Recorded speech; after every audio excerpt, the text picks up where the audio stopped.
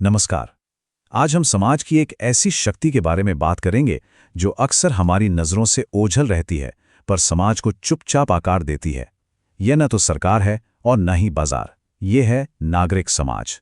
देखिए, ये समझना बहुत ज़रूरी है कि एक समाज के तौर पर हम सिर्फ वोटर या ग्राहक नहीं हैं, हम उससे कहीं बढ़कर हैं।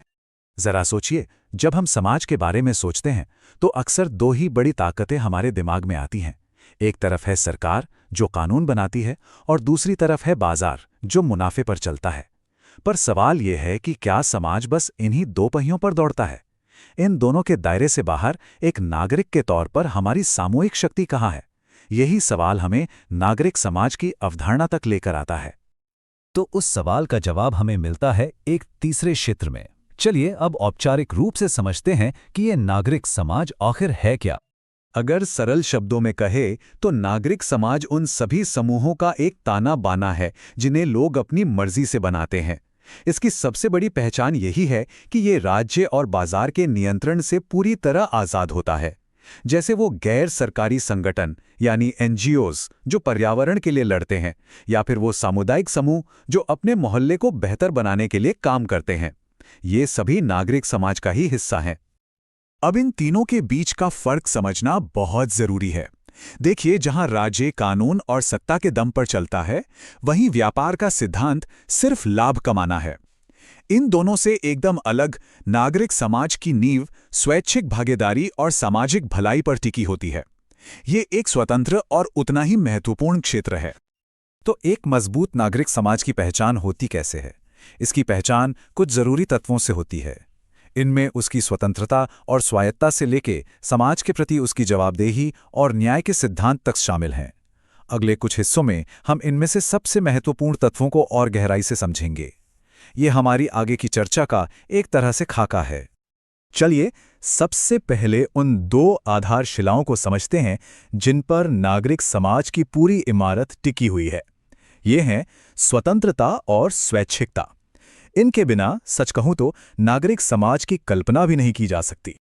स्वैच्छिक भागीदारी, इसका सीधा सा मतलब है कि लोगों पर किसी भी समूह में शामिल होने का कोई बाहरी दबाव नहीं होता।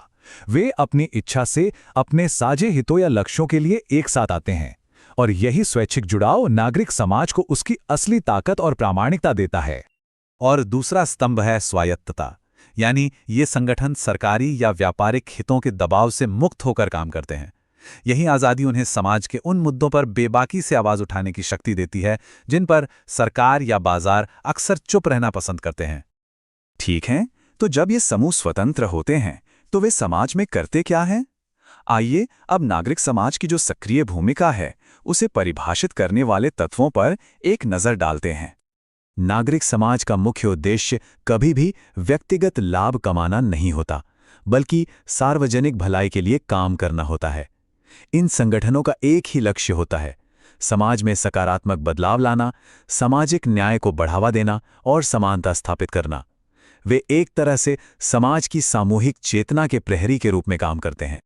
इसकी एक और बहुत महत्वपूर्ण भूमिका है, नागरिकों की भागीदारी को बढ़ावा देना।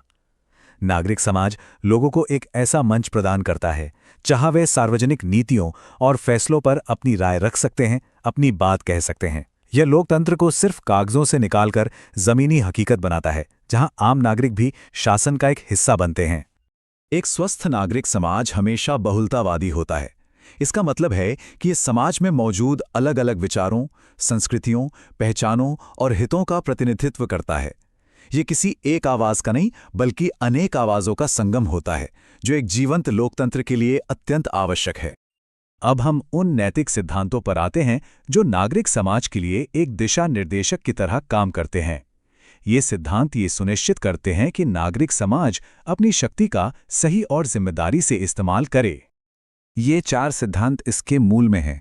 पहला, जवाबदेही, यानी सरकार और ताकतवर संस्थानों को उनके कामों के लिए जिम्मेदार ठहराना।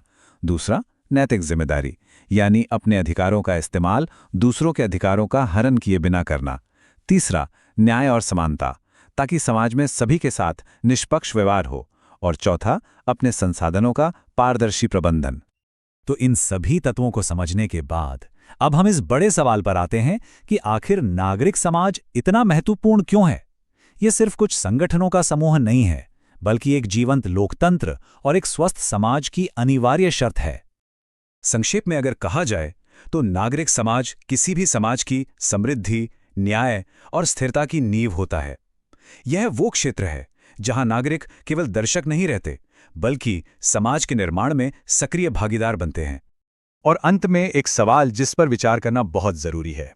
आज की इस जटिल दुनिया में जहां सूचना का प्रवाह बहुत तेज है और राजनीतिक परिदृश्य लगातार बदल रहा है, नागरिक समाज के सामने सबसे बड़ी चुनौती क्या हो सकती है? इस पर सोचना हमें इसके वर्तमान और भविष्य दोनों को समझने में मदद करेगा।